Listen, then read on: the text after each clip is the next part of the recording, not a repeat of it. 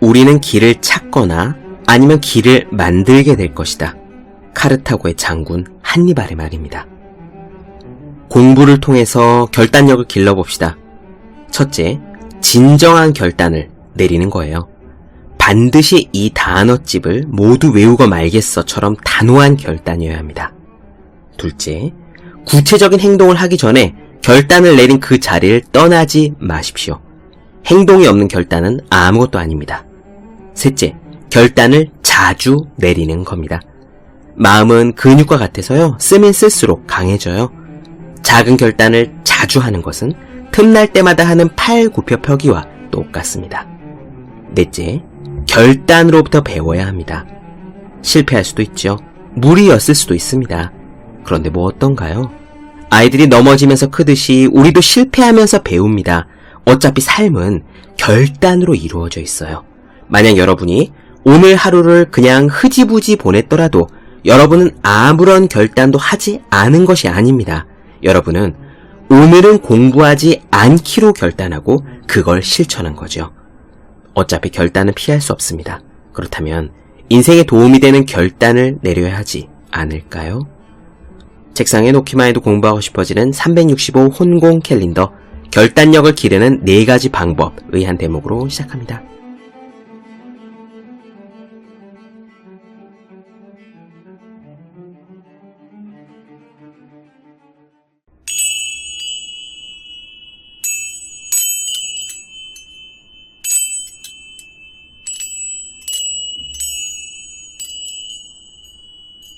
네, 안녕하세요. 본격 공부작업 팟캐스트 서울대는 어떻게 공부하는가, 한지우입니다. 우리는 지금 마이클 싱어의 상처받지 않는 영혼 보고 있습니다. 제가 법륜 스님의 증문즉서를 듣는데 이런 이야기가 나왔어요. 어떤 젊은 남자분이 질문을 했거든요. 스님, 사람의 한계는 어디까지입니까? 질문을 듣는 순간 저도 귀가 쫑긋했습니다. 사람의 한계는 어디까지일까? 내 한계는 어디까지일까? 저도 아주 많이 떠올렸던 질문이었기 때문입니다. 과연 스님은 뭐라고 답하셨을까요? 스님은 한 3, 4초간 뜸을 들이시더니 이렇게 딱 잘라서 말씀하셨습니다. 사람의 한계는 없어요. 지금도 유튜브 어딘가에서 찾아보실 수 있을 겁니다. 저 역시 사람의 한계는 어디인가 하는 질문을 스스로에게 자주 했었죠. 저뿐만 아니라 아마 많은 분들이 적어도 한 번쯤은 생각해 보았을 겁니다. 그런데 고백하기 부끄럽지만요, 전 그렇게 생각을 하면서도 한 번도 한계에 목숨을 걸고 도전한다 라는 느낌으로 살아본 적은 없습니다. 물론 열심히 하려 했고, 더 하려 했고, 노력을 하려, 부지런하려 했지만 단 한 번도 목숨 걸고 한계에 일부러 도전해 본 적은 없었어요. 그래서 영화배우 윌 스미스가 어떤 인터뷰에서 성공 비결을 묻는 MC에게 내 성공 비결은 간단하다. 나는 죽을 때까지 노력할 자신이 있다. 라고 이야기하는 모습이 내심 부럽기도 했거든요. 그러다가 조금 더 나이가 들고 수험생, 고위생의 시간이 지나가니 한계라는 것에 대한 생각을 조금 덜 하기 시작했습니다. 사실 한 사흘만 연속으로 잠을 줄이고 일하면요, 금방 컨디션이 떨어졌거든요. 매일매일 자신의 한계에 도전하는 것보다 지속성을 가지고 꾸준히 노력하는 것이 더 성과가 나는구나 하는 생각이 개인적으로 들었기 때문이죠. 그러나 그럼에도 불구하고 한계에 대한 이야기를 들을 때마다, 또 나의 한계는 어디인가 라는 말을 떠올릴 때마다 이 가슴 한켠이 뭉클해지곤 해요. 일종의 로망이라고나 할까요? 우리들 자신은 무한하다고 하는데, 우리의 능력에는 한계가 없다고 하는데, 우리가 해낼 수 있는 성취에는 그 끝이 없다고 하는데, 나도 살면서 그런 지점에 한 번쯤 도달하고픈, 그것을 직접 경험해 보고픈 마음이 여전히 있는 것이죠. 오늘 마이클 싱어는 한계에 대해서 이야기합니다. 물론 여기서 말하는 한계는 단지 체중을 줄이거나 잠을 줄이거나 오래 달리는 것이 아니에요. 우리가 스스로 정해놓은 심리적 장벽, 나는 저건 못해, 나는 저건 무서워, 나는 저건 불편해 싫어 같은 심리적 장벽을 뛰어넘는 것에 대한 한계입니다. 이렇게 생각한다면 물론 체중, 잠, 오래 달리기 등은 싱어가 말하는 한계에 포함되는 것이라고도 볼 수 있겠네요. 일단 마이클 싱어는 단언하길 우리의 존재는 한계가 없는 무한한 거다 라고 했습니다. 그러면 어떻게 해야 우리가 지금 생각하는 우리의 한계 너머로 나아갈 수 있을까요? 우리가 어떻게 하면 자신의 한계를 넘어설 수 있을까요? 오늘은 그 이야기 시작하겠습니다.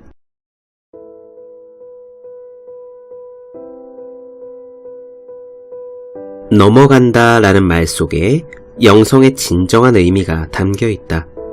너머로 간다는 말은 기본적으로는 자신이 있는 곳을 지나서 간다는 뜻이다. 현재 상태에 머물러 있지 않는 거다. 끊임없이 자신을 넘어서 가면 더 이상 한계는 없어진다. 더 이상 경계가 없다. 경계와 한계는 넘어가기를 멈추는 자리에만 존재한다. 결코 멈추지 않으면 당신의 한계와 경계를 넘어가고 한정된 자아의 느낌을 넘어간다. 저 너머로 가려면 스스로 사물에 갖다 붙이는 한계를 자꾸자꾸 넘어가야만 한다. 이것은 당신 존재의 근본적인 변화를 요구한다. 바로 지금도 당신은 분석하는 마음으로써 이 세상을 생각이라는 대상으로 낱낱이 쪼개고 있다. 그리고는 같은 마음으로써 이 낱낱의 생각들을 어떤 정해진 관계, 정해진 틀 속에다 집어넣는다. 당신은 무언가가 통제되는 느낌을 느껴보려고 이런 짓을 한다. 당신의 마음속에서 이미 만사를 다 정해놨다. 당신은 심지어 미래의 일이 어떻게 돌아가야 하는지도 다 정해놨다. 당신의 관점, 당신의 의견, 당신의 기호, 관념, 목표, 믿음이 모두 이 무한한 우주를 유한한 것으로 만들어서 당신의 소나기 속에 들어온 느낌이 들도록 만들기 위한 수단이다. 분석적인 우리의 이 마음은 무한을 다룰 능력이 없기 때문이다. 이제 당신은 이 마음이 만든 틀에 맞아 떨어지도록 밤낮으로 애써야 하고 거기에 맞지 않는 것을 만나면 모두 틀린 거다, 나쁜 거다, 아니면 부적당한 거다 라고 딱지를 붙인다. 그래서 당신이 그 틀을 넘어가려면 그것을 불신하는 모험을 감수해야 한다. 당신의 틀이 당신을 괴롭힌다면 그것은 그 틀이 실제의 현실을 그대로 수용하지 않았기 때문이다. 당신이 만든 마음의 틀이란 말이다. 따라서 당신은 현실에 저항할 것인지 아니면 자신의 틀의 한계를 넘어갈 것인지를 선택해야 한다. 그럼 어떻게 해야 할까? 간단한 예를 들어보자. 당신이 흡연자라고 하자. 담배를 끊기로 마음먹으면 당장 담배를 피우고 싶은 충동에 직면한다. 이 충동이 담배를 피는 이유다. 이것은 원인의 가장 바깥층에 있다.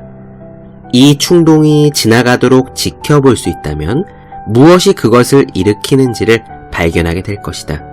발견한 그것과 변환이 있을 수 있으면 그 원인의 다음 층이 당신에게 온다. 차례로 당신은 다음 층, 그 다음 층을 만날 것이다.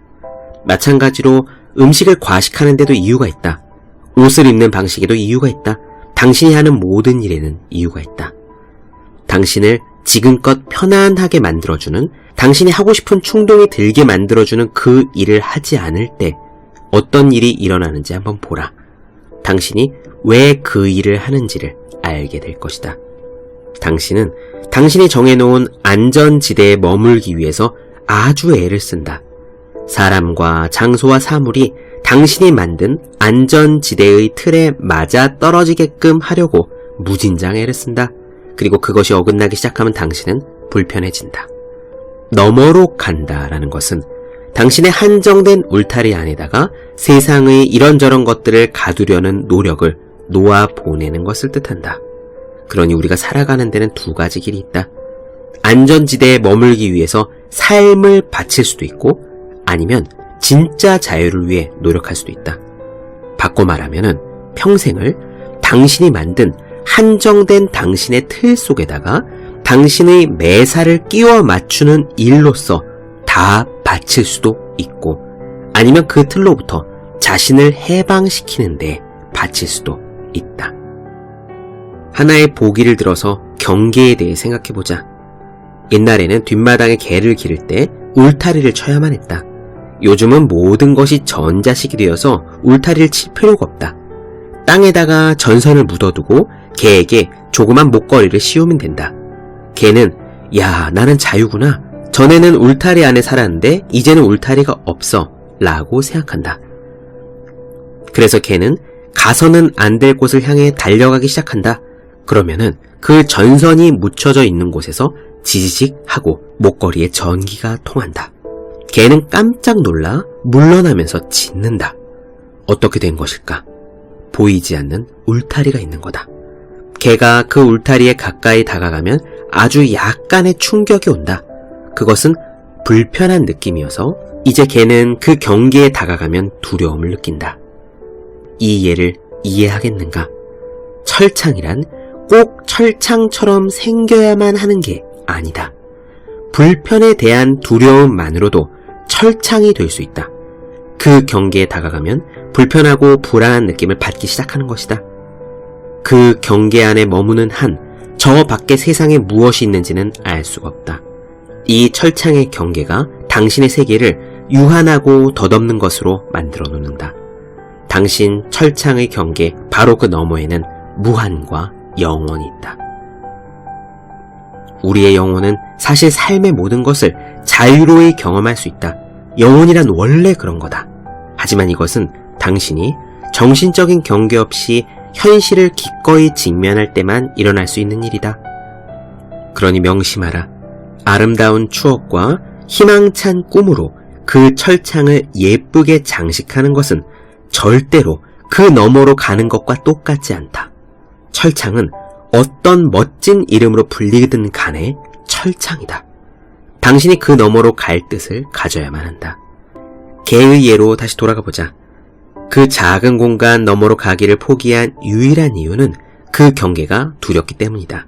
하지만 어떤 용감한 개가 있어서 탈출을 각오했다면 어떨까? 개가 아직 포기하지 않았다고 상상해보자. 그 개는 목에 전류가 흐르기 시작하는 그 자리에 앉아서 물러서지 않는다. 그놈은 전류의 힘에 익숙해지기 위해 계속 앞으로 조금씩 버티며 나아간다. 그렇게 계속하면 그놈은 결국 밖으로 나갈 거다.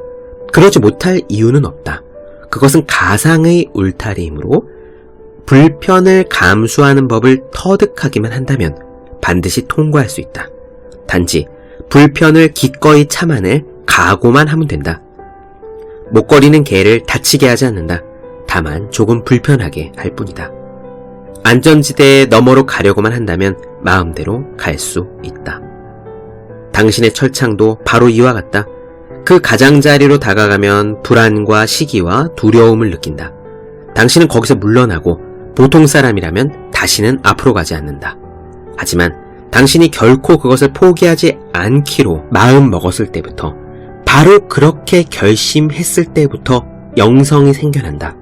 영성은 어떤 대가를 치러서라도 그 너머로 가고자 하는 결심이다.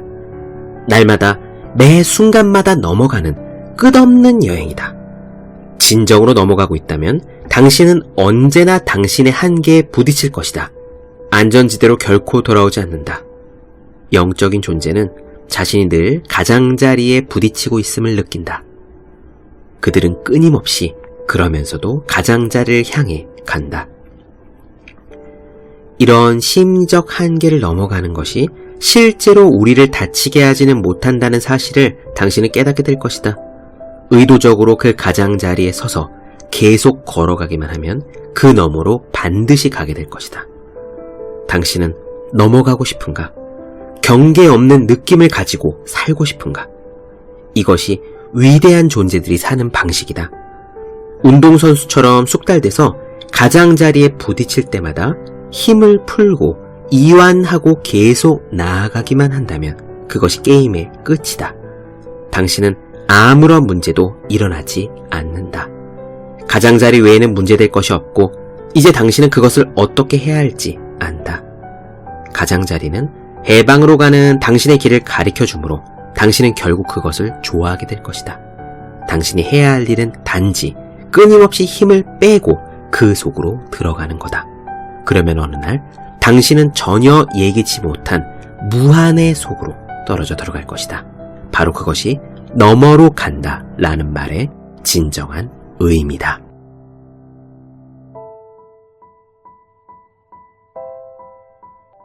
네, 본격 공부작업 팟캐스트 서울대는 어떻게 공부하는가 마이클 싱어 상처받지 않은 영혼 나눠드렸습니다. 더 많은 이야기가 궁금하신 분들, 질문사항 있으신 분들은 제 네이버 블로그 생의 즐거운 편지, 다음 카카오 브런치 한주의 브런치, 인스타그램에서 해시태그 서울대는 어떻게 공부하는가, 또 유튜브에서 서울대는 어떻게 공부하는가 검색해주시면 좋겠습니다. 또 혼자 공부하는 사람의 필수품, 학생, 수험생, 취준생, 직장인 등 공부를 하시는 모든 분들을 위해서 어떻게 공부해야 되는지 설명한 혼자 하는 공부의 정석, 그리고 책상에 놓기만 해도 공부하고 싶어지는 1일1 공부자 캘린더, 365 홍콩 캘린더를 아직 읽지 않으셨다면 꼭 읽어보셨으면 합니다. 분명 도움이 되실 거예요. 오늘 여기까지 하겠습니다. 전 다음 시간에 뵐게요. 여러분 모두 열심히 공부하십시오. 저도 열심히 하겠습니다.